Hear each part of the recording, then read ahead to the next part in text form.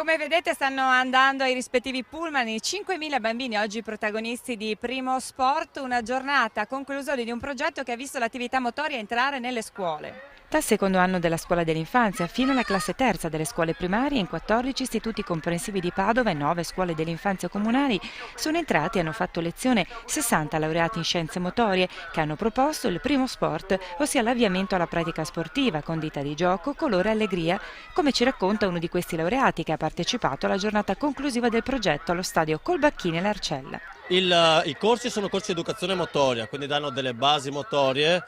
Da lì dopo noi trasmettiamo per portarli un domani a fare delle attività sportive. All'inizio la base è educazione motoria. Non ci sono delle belle scuole, gli ambienti sono ancora un po', soprattutto a Padova, ci sono palestre all'interno di aule che sono un po' costipate. Bisogna un pochettino che certi insegnanti si mollino e ritrovino le realtà che ci sono in Padova come strutture comunali che si possono utilizzare e che proprio il comune le dà a disposizione.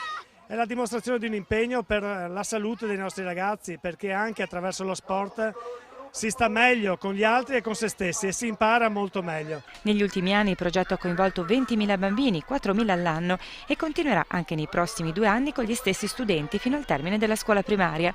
Un modo per far muovere in modo sano i piccoli studenti e per magari farli appassionare ad uno sport che hanno sperimentato all'interno del progetto, come per esempio l'atletica leggera. Che cos'è che vi è piaciuto di più? Salto in lungo.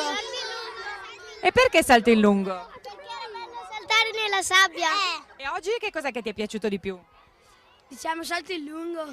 Perché? Perché dà l'emozione di saltare come in televisione praticamente. A me mi è piaciuto di più calcio perché a me mi piace molto, non so perché i maschi di solito lo giocano.